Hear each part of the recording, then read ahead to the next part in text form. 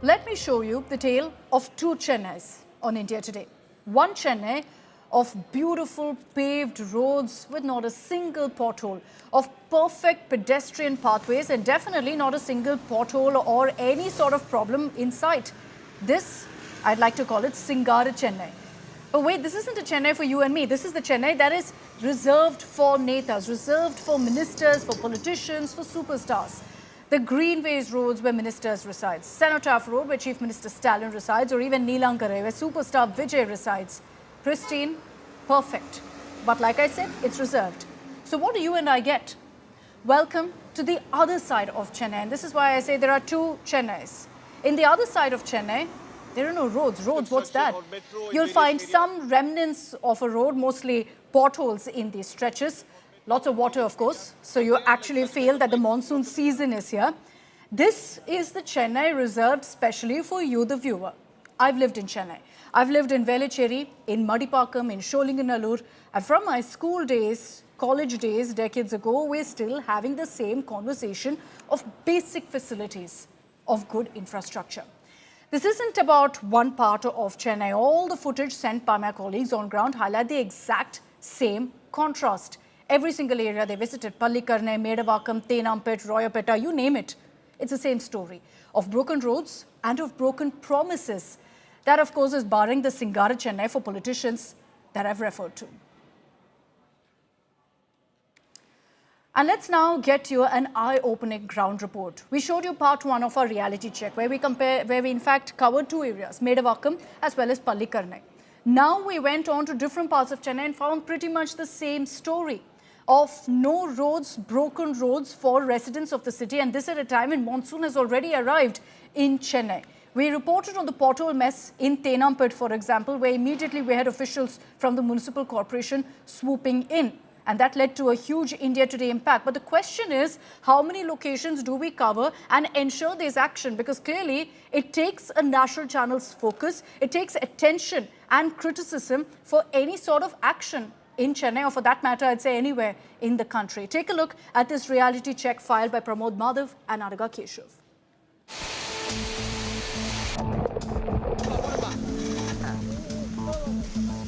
A few hours of heavy shower and this is what Chennai received. Waterlogging and broken roads. And a civic administration's assurances that hold no water. India Today went on the ground to show the sad state of affairs that people in Chennai experience during their daily commute. Large craters on the roads, vehicles risking bumpy roads, and waterlogged potholes.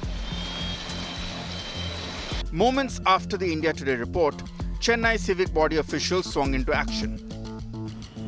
Officials began repair work at the spot highlighted by India Today.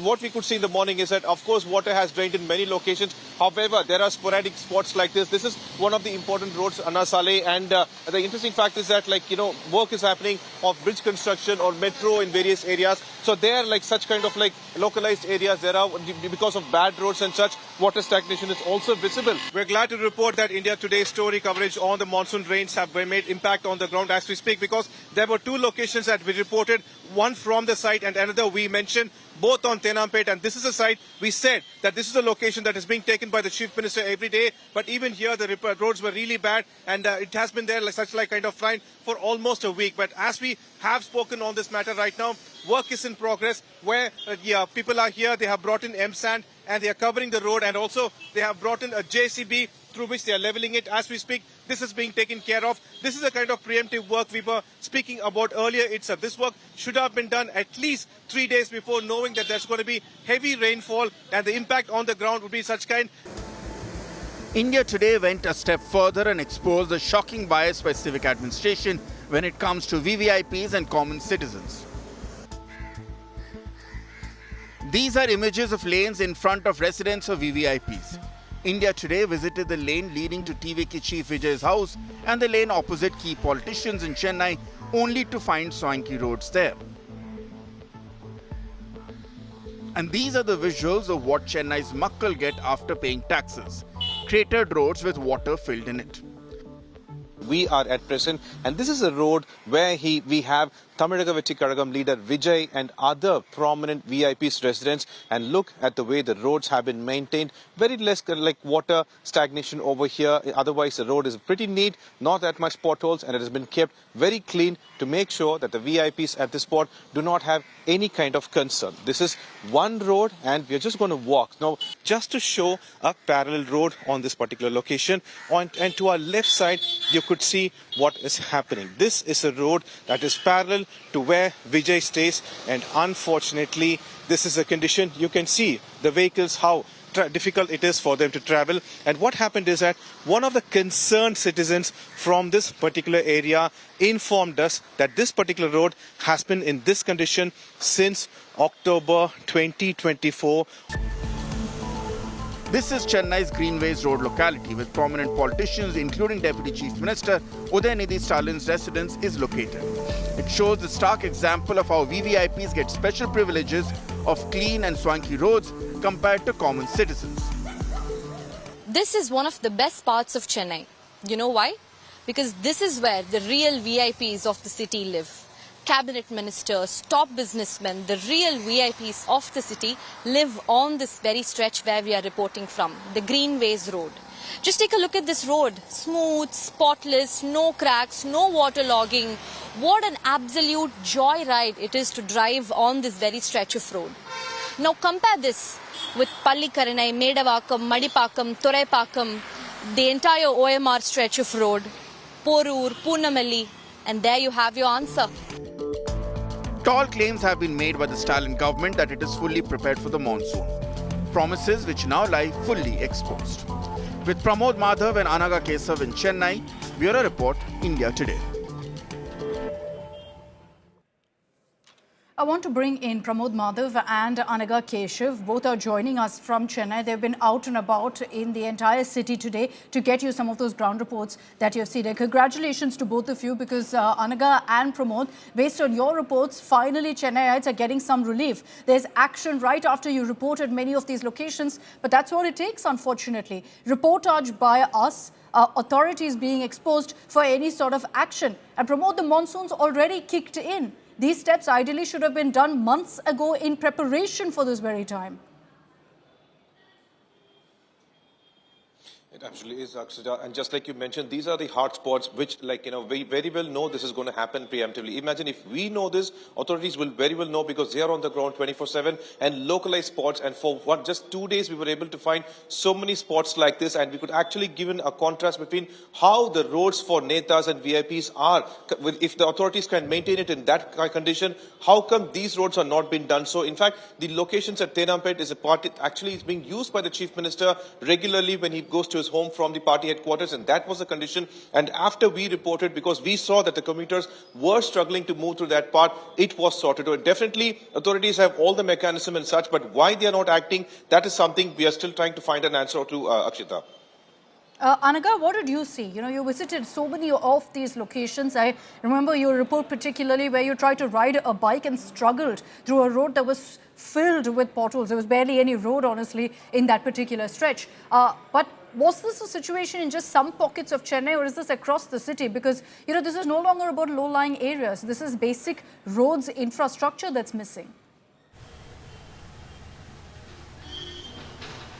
Well, Akshita, this is not just in the outskirts of Chennai or in the constituencies that have recently been included under GCC's limits. In fact, this unfortunate state of affairs is persistent throughout the city. And the prime example was how India Today reported this morning outside the iconic Satyam Theatre, which falls under Royapeta. Imagine a prime area as famous as Satyam Theatre, just outside that, if that was the big crater that was found there.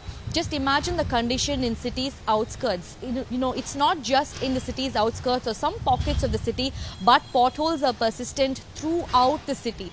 The city's civic administration has slept throughout the sunny days, and now that monsoon has finally arrived, now that there's so much backlash on social media, they are trying to do some patchwork, trying to put some M-sand, some jelly, some tar stones, trying to do some kind of patchwork. But remember, monsoon is here. It is going to rain every every single day from today onwards, and every single effort, every single patchwork effort that the government tries to put in is just going to go in vain. Because from today until February, you can't really expect sunny days to come. The government should have acted much earlier, and no amount of patchwork that they try to do now is not going to solve anything. Okay, Anaga and Pramod, thanks very much for joining us. Great work, of course, with the reports that you filed. Part 3 of that reality check is, in fact, something we promised to air tomorrow, where Pramod and Anaga will get you more reports that give you a sense of what the situation is in different parts of Chennai. This, unfortunately, is the need of the hour, because we're hoping that with these reports, we finally wake up the authorities to what the situation is in different parts of Chennai. But I'd like to bring in on this broadcast voices from the city of Chennai. These are Chennaites who are joining us here on India Today to tell what they feel about what's happening in the city right now. Kasturi Shankar is joining us on this broadcast. She's an actor joining us from Chennai. We have Carrie Edwards, voice artist, actor, a very popular RJ also. Lata Srinivasan, film critic. All of you, of course, are veteran Chennaites, if I may call you that. Carrie, I'd like to begin with you. Are you disappointed looking at these images of Chennai, or Singara Chennai as many call it? Or, is this something that's become run of the mill that every year we see? Well, I'd like to say that I'm disappointed, but the sad truth is that every time things like this happen, it kind of just fulfills our expectations. I think we've come to have incredibly low expectations of authorities, especially with regard to roads and electricity and things like that. So, yeah, sadly, while I would like to be disappointed, the truth is that my It's what's the word I'm looking normalized. Well, it's normalized to a point now that, unless there's a massive hole in a road, no one's really considering that a big problem. It's just like, well, yeah, it's monsoon. And that's the sad truth of our existence, is that, this has been normalized to a point where it's really not good for anyone. It's not good for society. It's not good for the road users. It's not good for the government. There really are no winners. But that's worrying. Lata, I'd like to bring you in on this. If we don't seek accountability, how can we really expect the government to kind of wake up from their slumber? And I agree with Carrie that we've kind of normalized this kind of below par infrastructure, so much so that politicians also think, look, we don't need to give them anything. No, Akshita, the problem is year on year, citizens raise their voice. Year on year, the government says we're taking measures, we're fixing the civic pot. Even Chief Minister. Okay, Lata, just hold that thought, please. I'm going to come back to you. I'm having a bit of a problem with your signal. That same question to you, Kasturi, on whether there's a lack of accountability that's sought from the citizen. Is that the issue, that politicians think they can get away with doing the bare minimum, or not even that, before a monsoon in a city like Chennai? Here's the thing. I'm going to start with what Carrie just said about, unless there is a big hole in the road, Chennaites will no longer be surprised about anything. I'm going to actually change that and say, unless there is actually a road instead of a hole, that's when Chennaites will get surprised at this point, because we expect. It's we laugh out of frustration. Yeah, but it's sad. But it's not laughing matter. We expect, like you introduced me as a veteran Chennaiite. That's true. But right now, I live in Hyderabad, and I have done so for a while now. Why? Because in Hyderabad, you have water during the summer, and you don't have water during the monsoon. I literally am living here for what others would consider basic necessities. I think of it as a luxury. I'm able to escape to Hyderabad. It's like that. My house is in Poise Garden. I have an independent house in Poise Garden. It's a heritage home, which means it's older than the rest of the properties around it. Poise Garden, if you didn't know, for the unversed, it is the VVVIP area. Yeah, Jayalalitha's residence is there. Rajnikant lives there. And I want your reporters to go to Poise Garden today and see what is going on there.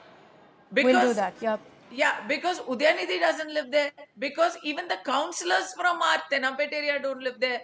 So because the people who are accountable for it don't live there, therefore Post Garden actually gets stepmotherly treatment. And God forbid you have an older property where all the water from the road will come into our house, because everybody who is actually there is pumping water out of their premises. So the person who is not there is me. My house is closed. So where will the water go? We are all pumping it out. So Yeah. those who don't pump out, they're going to be floating. I just want to tell who is responsible for this. Yes, the government, but we no longer expect the government to answer any questions. 2 years ago, they said stormwater drain construction, 44,000 crores. How much? 4,000 crores. तो पिछले साल क्या हुआ? We don't know what happened to the 4,000 crores, but all the sewage water from everywhere was inside our houses. People were going in boats. So then we said, what happened to 4,000 crores? And the mayor of the Chennai, Priya, she said, we didn't expect this kind of rain. Nobody can be prepared for this. We did everything and the stormwater drains are in place, but they have fallen short of this kind of unexpected No, but rain. it's I have kind news for you. we There's hear 2 this days all of the rain. time. There's 2 days of rain so far. It And has this is rained the for 2 beginning days. of the monsoon. Yeah, it has rained for 2 days, day before yesterday and yesterday. And already we are in such a deep hole. So now I'd like to ask the mayor of Chennai, what were you doing? You had 1 year to figure this out. Elections are round the corner. Don't you have any shame? Forget responsibility. Forget accountability. Sharam nahi aati. You don't have any shame. But we are also responsible. I asked Carrie, I asked Lata. Lata is a journalist. Carrie is a media person. Do you know who your councillors are? Do you know who is your No, so corporation my representative? question also You don't is, know. you've Who highlighted will something complain? important here, Kasturi, that we're months away from an election. But Carrie, very often when Chennaites cast their vote, do we really look at the issues that matter, like infrastructure? Do we look at what has been done in my constituency, and should that be one of the biggest narratives then going into an election to ensure the change that we want? I think it absolutely should be. But I also think that, Kasturi is completely right in saying that most of us, and this is from an entire cross section of society, I think most of us, when we go into the polling booths to put in our votes, we're not really looking at what we would what we would sadly call small ticket items, right? Yeah. We're looking at the top ministers. We're not looking at the people in charge of roads and the people in charge of power. And that's really what we should be doing, because the truth of the matter is, and I say this as gently as I can, whoever is at the top, it doesn't really make that much of a difference to the people's lives on a day-to-day basis. Right. Yeah. But the people who what we would consider the small ticket items in an election, those are the people that will significantly influence Correct. people's day-to-day life. Right. Yeah. Yet somehow those are the people that we don't know. And I'm guilty of that too. I don't know who my counselor is. I mean, I would have to Google it to figure it out. Have you ever tried though, Carrie? Like, if you've had an issue in your area, what do? Do you just keep quiet because you're like, this is just too long, Well, winding a process to figure? I have a somewhat unique problem, which is that when you live in our country with my name, you very often find it impossible to vote. So usually, come voting time, what I am having to do is drive around the city, try to figure out where my name is to begin with. So going that extra step and trying to figure out who, is the person in charge of my constituency and things like that becomes incredibly difficult, because even in the event that I can find the person, I will never get an appointment. I will never get to meet anybody relevant. They'll say things like, write us a letter.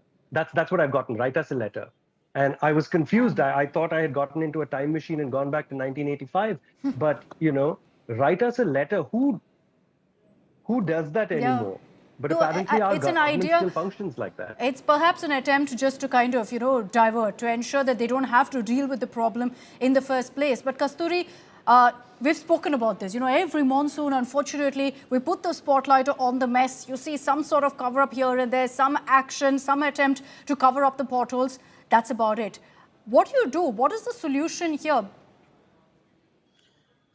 I think responsible media, this is the age of media and social media. You're talking about covering up potholes. Last year, believe it or not, I mean, you can't make up things like what I'm going to say to you. They actually put from the government side and from the, I want to say from, I want to say a huge TV channel, which was showing this on loop, was showing a bridge, showing a picture of a bridge and saying, look, no water. Look, mom, no water. You know, they were showing an actual flyover bridge. Okay.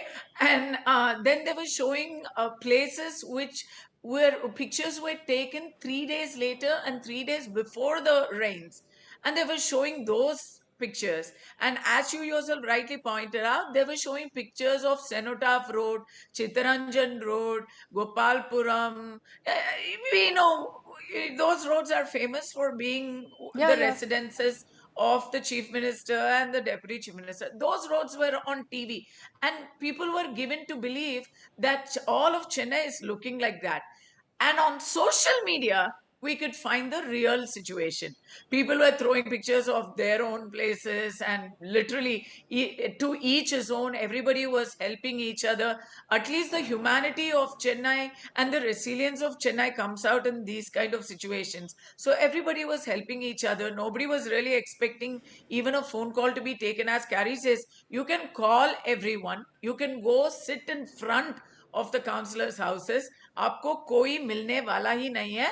It's not going to happen. So nobody expects that anymore. But I say, make it count where it counts. I'm sorry that you can't vote as of now, Carrie.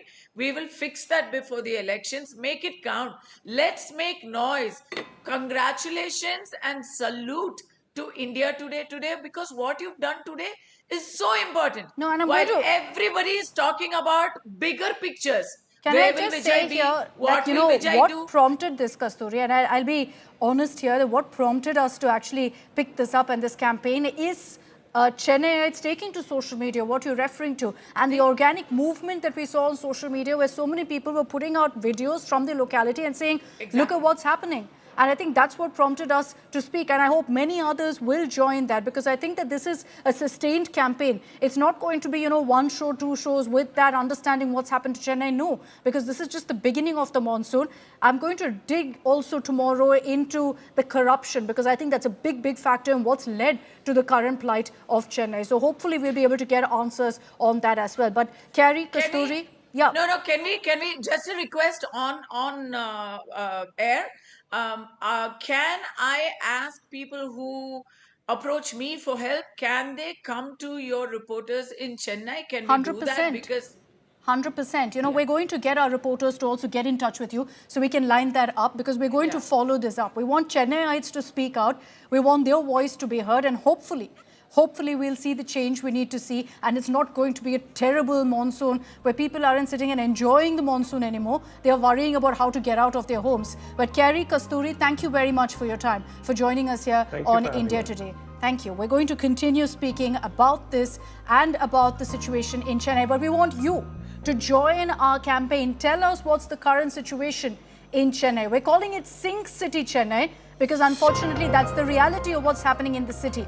This is a sustained campaign that we will continue over the next many days. So we want you, Chennaiite, to join us in this effort to expose what's the situation in different parts of the city. We've attached, and I'm showing right now, a URL, a link on our screens. It's an interactive link. You click on that particular link, which we'll put out on social media as well. You'll be able to share videos, pictures of the situation in your locality. The idea of doing this is to ensure we cover every part of Chennai. Virtually impossible for us to do that, so we're inviting all of you to join us in this campaign for change, because we recognize the need to build this up further and ensure that we truly, in its truest sense, give a reality check to the authorities. The monsoon has kicked off and we're seeing Chennai sinking. We're not going to allow that to happen. And here are some of the images coming in from different parts of Tamil Nadu of what's the situation due to heavy rains. On your screens, the iconic Kutralam Falls that's been closed off for tourists for days now as water levels rose due to heavy rainfall in the Western Ghats. Water levels in dams of Tenkasi have gone up significantly within weeks of the monsoon kicking off. A flood alert has been sounded in Madurai as Vaigai river levels have also gone up. With more rains predicted for Madurai, there's a serious concern of low-lying areas going underwater now. Heavy rains in Puducherry has led to a virtual shutdown of the Union Territory as offices and educational institutions were closed. A red alert has been sounded for extremely heavy rainfall for the next few days. Several parts of Thoothukudi remain waterlogged as the town has been battered by heavy rainfall. Fishing activities have also been suspended due to extremely rough sea conditions. The district of Tanjavur has seen enormous crop damage due to the torrential downpour. And AIADMK chief Edapadi Palaniswamy visited some of the areas worst hit by the rains. He was seen interacting with the farmers.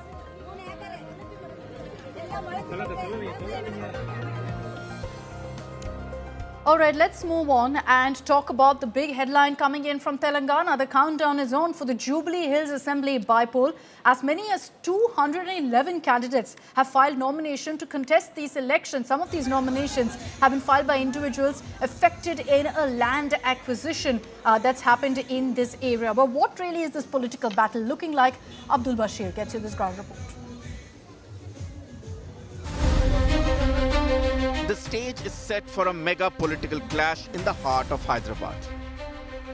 This is where the who's who of Hyderabad reside, from politicians to superstars. And so when the affluent Jubilee Hills seat is up for grabs, it becomes an explosive fight. It's a three-way battle between the Congress, the BJP and the BRS. The BRS hopes to hold on to the seat, but it will be a challenge. BJP does not want to expose the Congress, and Congress is committing a lot of mistakes, and which people are really vexed with. So therefore, I think in this election, Jubilee Hills elections, both Congress and the BJP will be taught a befitting lesson.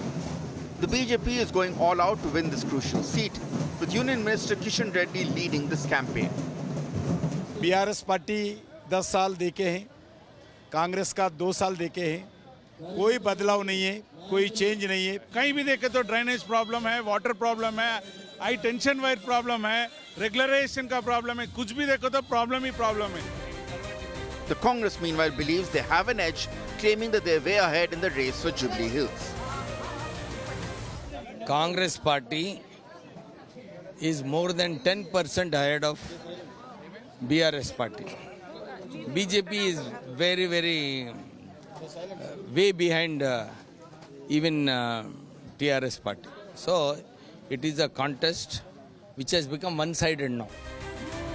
The AIMIM has pledged its support to the Congress for the upcoming bypoll, with OVC putting its weight behind Revanth Reddy.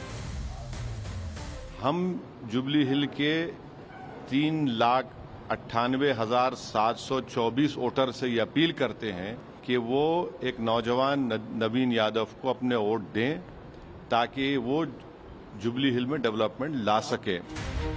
The high-stakes bypoll to the Jubilee Hills Assembly constituency here will take place on the 11th of November, with the counting of votes on the 14th of November. Well, here what we are learning is that more than 200 candidates have filed 300 plus nominations for these Jubilee Hills bypoll, which is said to be a center point for political war of words. With camera person Damodar, Abdul Bashir, Hyderabad. There's been a whole lot of criticism and outrage over the fact that Sarfaraz Khan wasn't named recently in this election for Team India A against South Africa A. But amid that, politics also, because Congress's Shama Mohammed has now accused Gautam Gambhir, the head coach, of religious bias. And that's why she says Sarfaraz Khan hasn't been selected. This comment has sparked a fresh controversy ahead of India A squad's upcoming matches. Here's what Shama Mohammed said in the reactions that came in.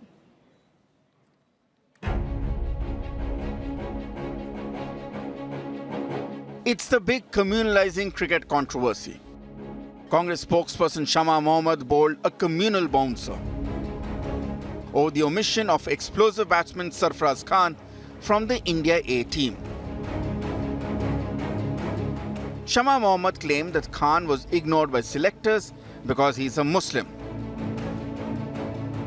The Congress leader took aim at head coach Gautam Gambhir and accused him of naked religious bias. Not just the Congress, even Asaduddin Owaisi jumped in, questioning selectors for allegedly sidelining Muslim players and belittling Indian cricket's pride.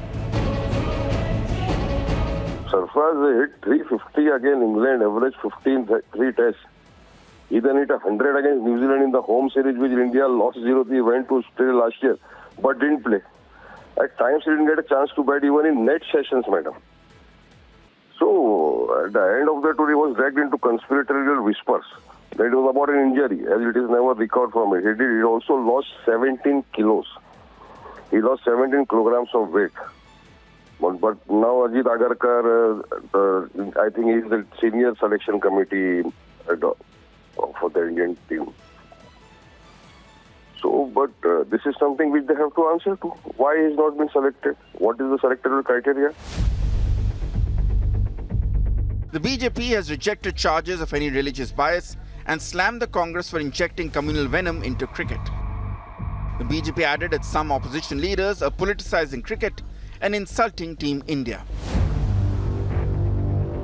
ये सब चीजें मुझे लगता है कि इसमें politics लाने की जरूरत नहीं है, क्योंकि अजहरुद्दीन कितने साल तक कप्तान रहे, आबिद अली रहे, मुश्ताक अली रहे, ये इन लोगों को पता नहीं है। ये सस्ती लोकप्रियता पाने के लिए और इसको राजनीतिक मुद्दा बनाने के लिए इस तरह की बातें करके बच्चों के फ्यूचर से खेल रहे हैं। कितने हम आपको और नाम गिना दें जो क्रिकेट खिलाड़ी अभी भी खेल रहे हैं। शामी खेले, अभी वर्ल्ड कप के दौरान देखा प्रधानमंत्री जी ने कैसे गले लगाया था शामी को, जबकि हम लोग वो मैच हम हारे ऑस्ट्रेलिया से, उसके बाद भी उन्होंने तारीफ उसको गले लगाकर की और उसकी हौसले की बात की। मोहम्मद सिराज खेल रहे हैं। ये क्या तमाशा कर रहे हैं ये लोग? क्यों इस तरह की बातें कर रहे हैं? लेकिन इस तरह की बातें देश में जो हो रही हैं, ये एक बहुत ओछी और गंदी सियासत का परिचय है। This isn't Shama Mohammad's first swipe at cricketers. Ahead of the T20 World Cup, she had faced backlash for fat-shaming captain Rohit Sharma in a now deleted social media post. Now, by suggesting a communal bias in cricket selections, the Congress has once again triggered a massive controversy. So shouldn't netas stop being spoilsports and leave the game alone? With Nitin Srivastav, Bureau Report, India Today.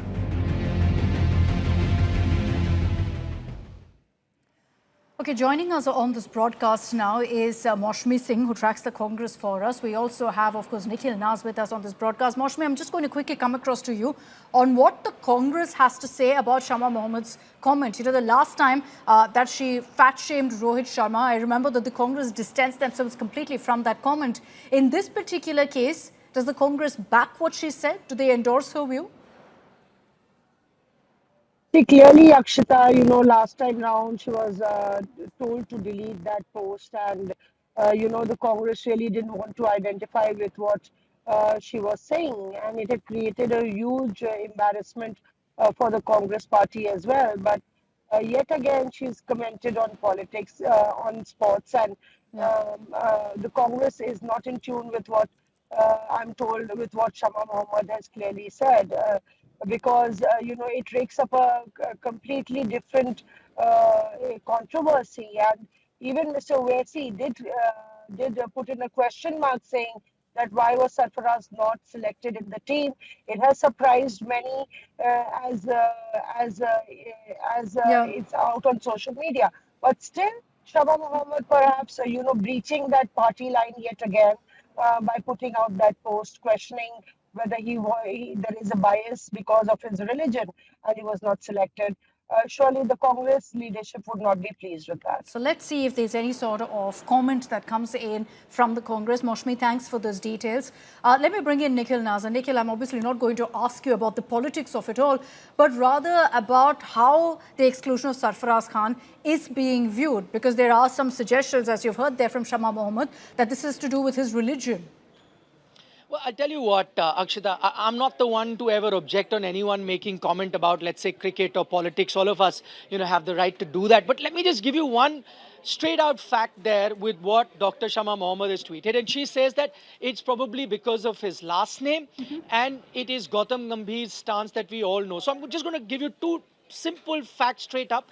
Firstly, when she's talking about his non-selection, I'm assuming she's talking about his non-selection from the India A team because that team was announced yesterday. As far as the Indian main test team is concerned, Sarfaraz has been out for almost 12 months now, at least close to 11 months. So clearly she may not be talking about the Indian team.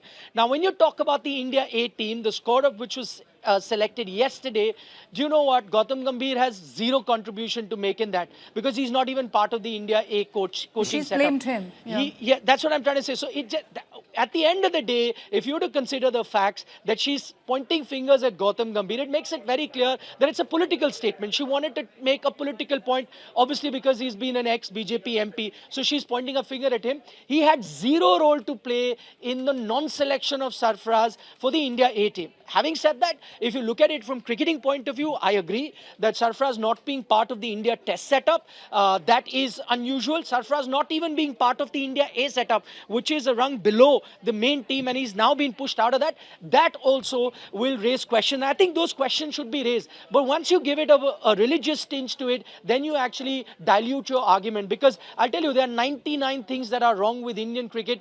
Religion isn't one of them. And I say that with over 2 decades of experience having covered Indian cricket. Now, so far as Sarfaraz is not being selected, I'll give you two insights into what is it that we picked up when he was not selected for the Indian test team.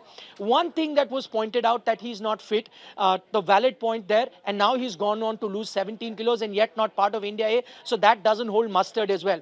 The other thing that was pointed out, and this was done right after that Australia series that happened in December last year, there was a meeting and couple of very senior BCCI officials pointed out that Sarfaraz was guilty of leaking some inside information from within the team setup last year in the Border Gavaskar Trophy, and probably that is one of the reasons why they've kept him out. Whether that's a valid reason or not is up for debate. We can talk about it, but it's clearly non-cricketing reasons, not religion, non-cricketing reasons why he's out, because his cricketing performances is top-notch. He should definitely not only be part of the India A team, should also be part of the Indian test team at the moment. Just a quick addition to that, and correct me if I'm wrong, Nikhil, but on the religion front, if I'm not wrong, Mohammad Siraj is also one of those who's been selected? That's absolutely correct. Mohammad Siraj is part of the team. And let me also add, I think there were two big selection blunders that have happened in the recent past. I think the ones that have raised the maximum amount of eyebrows, and that is Shreyas Iyer not being part of the Indian T20 team and Yashasvi Jaiswal not being part of the Indian T20 as well as ODI team. They were already part of that. Top performers, both of them, they've also not made it. So my point is that selection is such a matter that it's very difficult to please everyone. It's a thankless job. There will be players over which there will be question marks as to why they were not picked. As I said, there could be various other reasons why they cannot be accommodated. But unfortunately, as what Dr. Shama Mohammed is pointing out, religion or some sort of communal tinge that she's trying to give, that isn't true at all. All right, Nikhil, thanks for that. Thanks for joining us and simply purely from a sporting perspective to kind of break it down as to why Sarfaraz Khan wasn't chosen. You can outrage all you want, and we're seeing that, of course, on social media. Everyone has a right to an opinion, to a view on what the team should look like. Shama Mohammed, the Congress, of course, has dragged in religion to this. And what Nikhil has confirmed for us is that you have a Mohammad Siraj in the team. So it doesn't look like there's any sort of religion bias, and never has been perhaps in Indian sporting history, because Indian sports is about those kind of divides, those kind of divisive politics that we see, unfortunately, in the country in other sectors.